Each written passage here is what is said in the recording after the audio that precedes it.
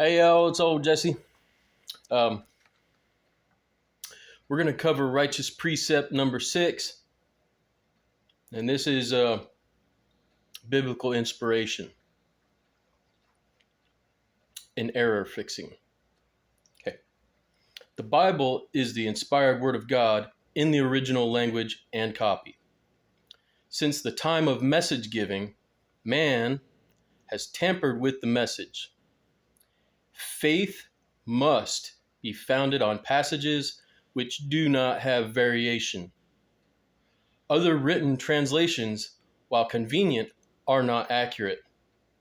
We give preference to ancient language copies in as close as we can understand to the intent at the time of writing.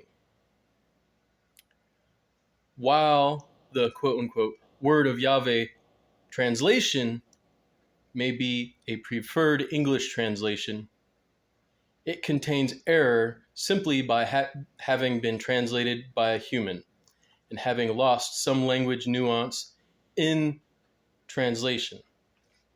Other translations may or may not contain more or less error. No translation is perfect unless Jesus returns and says it is. Okay, so the word of Yahweh translation is what I use for my personal translations in my spiritual writings. I put it that way just in case all of a sudden a bunch of folks decide that's the right thing to believe in or whatever. So just be aware of that. And as far as this goes, it's saying, okay, the original Hebrew and Greek, that's what we're going to use. We're going to try to get all the scholars' errors out. We're going to try to get all the intentional tampering out. We're not going to read the Hebrew with the Masoretic Nikud because that was added much, much later in time. We're going to stick as close to the original copy of the ancient texts.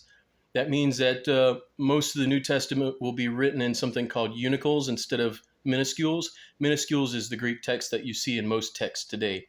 It's the tiny letters. The unicals are the big letters. Okay, so we're going to try to, as far as possible, humanly possible, stick with the text that doesn't have errors to it.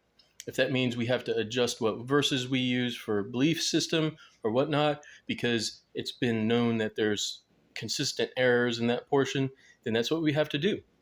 Or if we find that certain passages only appeared after 600 or 700 years after Christ or 500 years after Christ, and they don't appear before then, well, then we're not going to use those either, because the oldest ones are the ones that are important.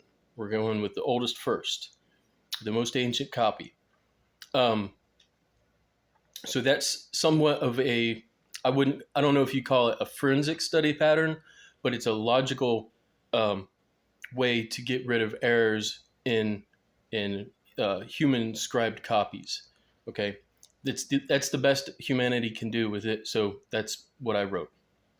All right, now let's out of the King James version, we're gonna read the next 2 verses.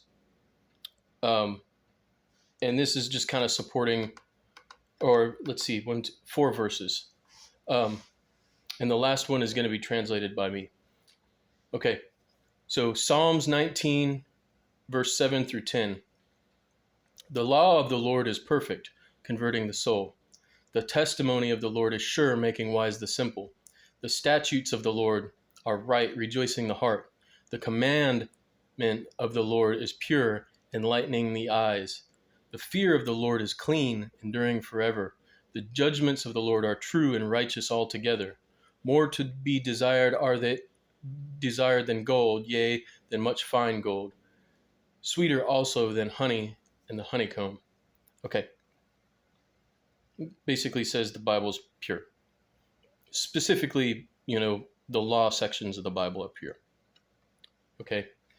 Now let's look at Proverbs chapter 30, verse 5. Every word of God is pure. He is a shield unto them that put their trust in him. Okay? That says every word of God is pure. That's pretty simple. I don't know what to say about that. Okay? Now, the last one, I'm going to read in the King James and I'm going to read my translation. And you can think about that um, and give some consideration to the difference in translation because it's pretty big. Not everything that you see in the King James, even though it sounds good, is actually what's written in Hebrew or Greek. So we have to be very careful because even things that would seem innocuous or seem like that doesn't matter, they have large impacts on theology once you get deep. So 2 Timothy chapter 2, verse 15.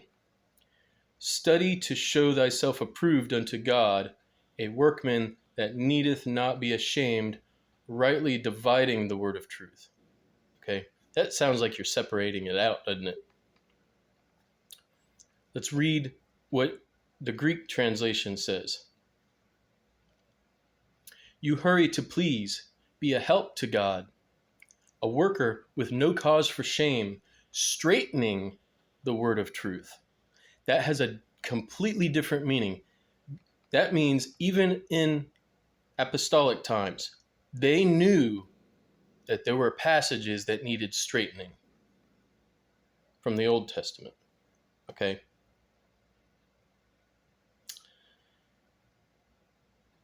And the Spirit gave that as a thing that needed to be done. And it was written. But because it hasn't been translated right, it's been hidden. Okay? This is a thing that every Christian, every Bible-believing person ought to try to do. It's part of our service, pleasing service to Yahweh. So anyway, give what I have to say some consideration, think about it, and if you disagree, leave a comment or whatever. If you like it, get on www.churchofotters.com and read through some of my stuff there. I don't have very much up right now because I'm currently going through a lot of my text and trying to translate everything and explain it in a simpler way, because maybe what I think is simple in religious terms might not be that simple. So let me know if something's confusing or if you find an error. If it's not an error, I'll tell you I don't think it's an error. Happens.